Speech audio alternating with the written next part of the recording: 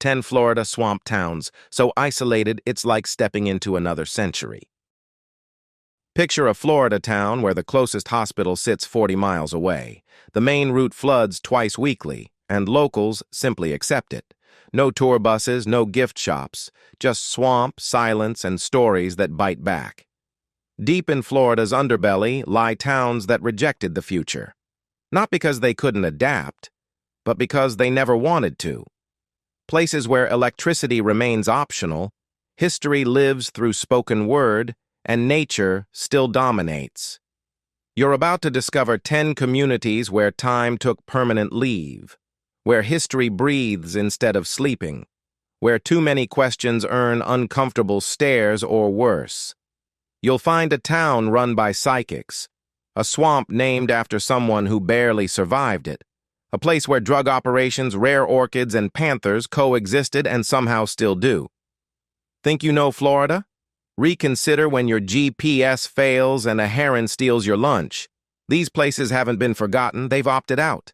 Hit subscribe if you're into real places with unreal stories. Let's dive in. Number 10. Islamorada. In 1989, McDonald's tried opening in Islamorada. Locals protested so hard the company withdrew. That's why you'll find more bait than burgers here. Welcome to Islamorada. 4 islands, 1 attitude. If it works, don't change it. While surrounding keys embraced cruise ships, Islamorada refused. This is where millionaires escape Miami, fishermen worship tide charts, and sunsets actually matter. Median home price, $1.3 million. Median income, under $40,000. Crime surprisingly low. Jobs mostly tourism, fishing, and galleries. Living costs 26% above national average because serenity costs more than noise. Living here means trading convenience for character. Want big stores? 40 minutes away. But you get fresh lionfish, barefoot shopping, and herons from your porch. Then there's summer, 95 degrees with impossible humidity. You're not sweating, you're marinating. But if Islamorada's isolation feels like lifestyle, the next town makes it survival. Number 9. Apalachicola. This town once moved more cotton than New Orleans. Now Main Street's loudest sound is creaking doors. Welcome to Apalachicola, Florida's forgotten port. Once the Gulf Coast's commercial hub, today it's less metropolis, more indie films set about grief and oysters, surrounded by wetlands and prosperity ghosts. No high-rises, no Starbucks, nobody rushing. Median home price, $275,000. Rent around $850 monthly. Violent crime 25% below national average. Living costs 9% below average unless you factor hour-long drives for internet or fresh produce. Job market shrinking, fishing, small tourism, antiques, or quietly inheriting houses. Here's the kicker. Apalachicola still produces America's best oysters. Even after bay closures in 2020, the town adapted. They're farming now, slowly, sustainably, proudly. The paradox? You can buy waterfront property, but might drive 50 miles for mechanics or cell signal. This is Florida that time left behind. Would you live somewhere without Target but 3 annual oyster festivals? Comment below. Number 8. Big Cypress Seminole Reservation. Imagine where Florida laws don't apply, where land is sovereign, culture predates the Constitution, and your nearest neighbor might be an alligator. Welcome to Big Cypress, where America ends and Seminole country begins. Deep in the Everglades, this isn't just a town, it's its own nation inside swamp. The Seminole people didn't just survive colonialism, they outlasted it and built thriving community in nowhere by choice. No traffic lights. You'll find airboats, tribal schools, museums, rodeos, and buffalo herds. This place is more independent than Texas thinks it is. Crime rate, basically non-existent inside community. Job market, tribally operated casinos, cultural tourism, alligator farming, tribal government. History isn't taught, it's lived. What's unhelpful here? Google Maps. Your phone will lose signal, confidence, and hope. You'll end up on gravel roads between panther signs and helmet-sized turtles. You step outside mornings. Air smells of earth and fire. You hear distant airboats. Beyond that, nothing. Just wind, sawgrass, and silence of land remembering everything. Quick fact, the Seminole tribe is America's only native tribe that never signed peace treaties with federal government. Not forgot, refused. Big Cypress is where sovereignty meets swamp. Number 7, Cassadaga. In Cassadaga, the line between living and dead isn't thin, it's in the town directory. Imagine entering a town founded by a trance medium in 1894. Cassadaga is real, registered, and built believing ghosts never left conversations. This isn't tourist trap. Cassadaga is full spiritualist community with energy vortexes, medium certification boards, and porch talks, starting with, "Your grandma came through last night." Living costs 8% below average. Median home price around $215,000. Crime practically non-existent. Jobs tied to tourism, healing arts, workshops. Cell signal spotty, but spiritual networks full bars. Let's discuss rules because Cassadaga has tons. No alcohol. None. Wild when half the residents spend afternoons in trances talking to the dead. No bars, but you can join Wednesday street drum circles. Also, there's Spiritualist Circle Street. It literally loops. Cassadaga's violent crime rate is basically zero. Meanwhile, 45 minutes away in Daytona, the most dangerous thing isn't motorcycles. It's 2 a.m. diners. Number 6. Fish-Eating Creek, Florida still has wild rivers. Not fenced, not tamed. Fish-Eating Creek isn't trendy eco-destination, it's living time capsule. The last naturally free-flowing tributary into Lake Okeechobee. For 40 to 50 miles, it winds through prairies, swamp, and floodplain forest. You can paddle through forest cathedrals, primitive camping with minimal amenities, wildlife everywhere, alligators, wading birds, deer, maybe panthers. No malls, no chains, just you and water. This isn't hipster roughing it. It's reclaiming what we lost when concrete got cheaper than Cypress. Affordability, no gated communities pushing prices, natural wealth, clean water, real wilderness, biodiversity, isolation, no stores, no buzz, unpredictability, water levels fluctuate. You don't control the creek, creek controls you. This place is magical until realizing grocery runs are 45 minutes. You push off at dawn, paddle quietly, water's flat like glass, herons overhead. Only noise, your paddle whispering through tea-stained water. Most Florida wants you fast, loud, air-conditioned. Fish-Eating Creek says, slow down. Because here, silence isn't empty, it's full. Number 5. Flamingo. They called it Flamingo, but only mosquitoes fly there now. Flamingo used to be tiny coastal outpost at Florida Peninsula's tip, founded 1890s, housing about 50 families. They fished, hunted birds, grew crops. Life was rough.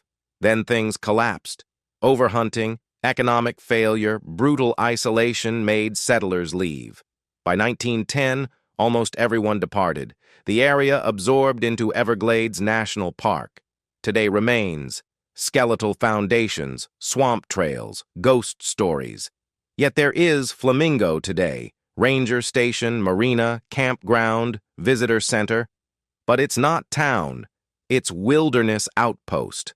Flamingo serves as Everglades National Park's southern headquarters, buildings destroyed by hurricanes like Wilma in 2005. Flamingo isn't living, it's surviving. You don't move for convenience. You move for reverence, raw nature. You give up drive-thrus and Wi-Fi. You trade predictability for salty water, hot air, nights when frogs argue louder than cities. If you came seeking charming wilderness, you'll get eaten alive. 3-day boot mud, horror movie sandflies, and solar toilets. Nature doesn't negotiate. Most towns want you comfortable. Flamingo forces you alive. Number 4. Everglades City. Everglades City sits at road's end. You drive south until pavement surrenders. Suddenly, you're in accidental time capsules where fishermen and smugglers shared zip codes. Known today as Gateway to 10,000 Islands, Everglades City used to be known differently. Trafficking empire so efficient authorities called it marijuana's retail giant. In 70s, 80s, it moved millions of pounds. Then came the bust. 80% of adult males arrested. But town didn't die. Just got quiet. Too quiet. Median property value around $450,000. Crime surprisingly low. Cartels left decades ago.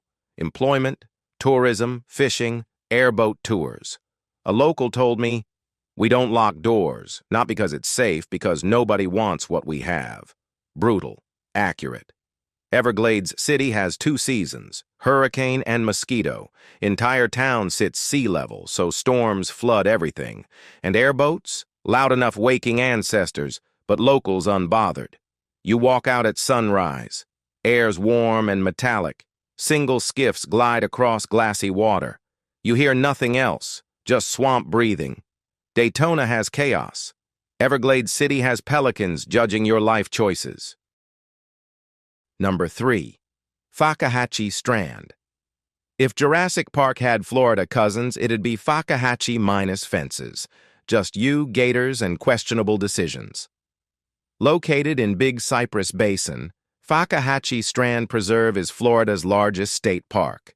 85,000 acres of ghost orchids, panthers, venomous snakes, and one horrifying ranger phrase, "Don't wander off trails, we probably won't find you."